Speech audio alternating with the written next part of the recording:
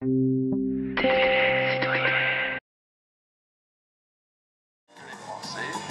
solidarité nationale à laquelle ils ne participent pas puisqu'ils ne paient pas d'impôts.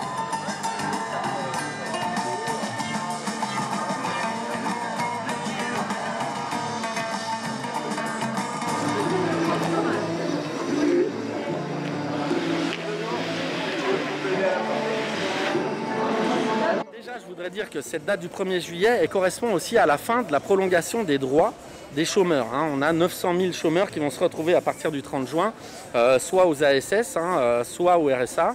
Et donc elle tombe vraiment très très mal. Cette réforme elle va concerner près de 2 millions de travailleurs.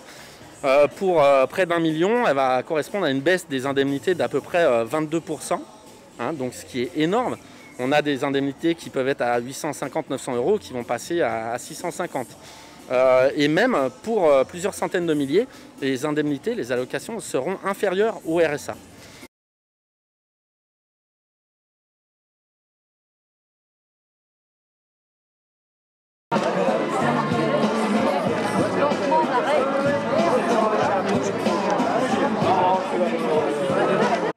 Nous du coup on était on marchait en subvention et du coup on fonctionnait en fait avec toutes les prestations qu'on avait.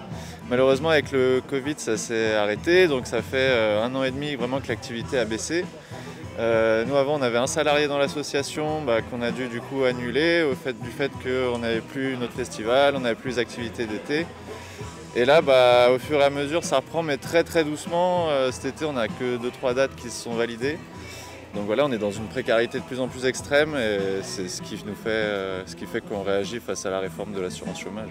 Et du coup, vous n'avez pas vos heures là pour être indemnisé dans 1 an là? Non, toujours pas. Donc on va voir si on va pouvoir continuer l'activité ou pas en fait.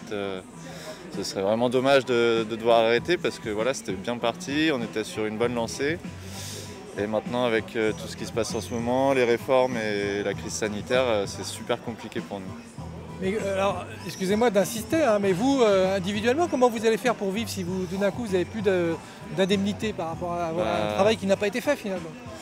Finalement, on va devoir se retrouver au RSA, donc c'est pareil, c'est une indemnité mais encore plus légère. Donc voilà, ça va être de plus en plus précaire pour nous et de plus en plus difficile de mener nos activités comme on l'entend. Supprimez le chômage par les chômeurs. Supprimez le chômage par les chômeurs. Parce que là, en termes de consignes sanitaires, on est complètement en dehors, s'il vous plaît. À l'intérieur. Qu'est-ce qu'elle a dit? Il faut les rentrer? Non, on va y aller. Bon, en tout cas, bon courage et voilà. Et on espère pour vous qu'elle ne va pas passer cette réforme parce qu'on sait aussi que les agents, ils en payent les conséquences aussi malheureusement. Voilà. On entend peu les syndicats par rapport à cette réforme-là, alors que ce soit la CGT, mais les autres syndicats. C'est vrai qu'on est dans un contexte un peu sanitaire, un peu difficile, mais on a l'impression que cette réforme, elle va passer comme ça sans que personne n'en parle. Alors là, aujourd'hui, vous faites un rassemblement. Expliquez-nous pourquoi finalement, quand même, les syndicats en général ne sont pas très offensifs sur ce sujet. Alors, je dirais les syndicats sont offensifs sur le sujet, c'est-à-dire qu'il y a vraiment une prise de conscience depuis plusieurs mois et la lutte elle est portée partout où on le peut. Après, ce qui est vrai, c'est qu'il y a une difficulté concernant la mobilisation. On a du mal à mobiliser. Alors quand on parle autour de nous, bien sûr, les gens sont conscients de la dangerosité de cette réforme. Elle est très impopulaire, mais ce qui se passe, c'est que par exemple, là aujourd'hui, on n'a pas de mouvement de grève. Donc pour les syndiqués, c'est aussi compliqué. Et on sait que les chômeurs et les précaires qui vont être le plus impactés par cette réforme, malheureusement, sont dans des situations qui font que leur préoccupation première, c'est d'essayer de manger et de survivre. Donc ce n'est pas forcément la lutte, et notamment la lutte dans la rue qui passe en premier.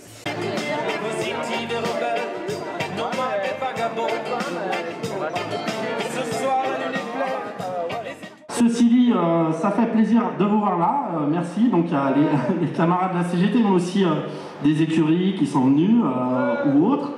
Merci beaucoup à vous. Et d'ailleurs, le gouvernement ne s'y est pas trompé parce qu'à plusieurs reprises quand même, il a repoussé les réformes. Et là, on voit que même, on a une possibilité encore de suspendre, voire de faire abandonner la réforme avec notre recours au Conseil d'État. L'artiste qui ne travaille plus depuis beaucoup de temps, avec les saisons, du coup, les festivals, tous les événements qui ont été annulés, donc il y aura une grosse précarité parmi les jeunes, parmi les artistes et parmi beaucoup de chambériens. Donc voilà, nous c'était important de se mobiliser, aussi à travers la lutte des théâtres occupés qu'on a menée de mars à mai. Donc voilà. En parlant des cotisations, on demande la suppression des exonérations de cotisations.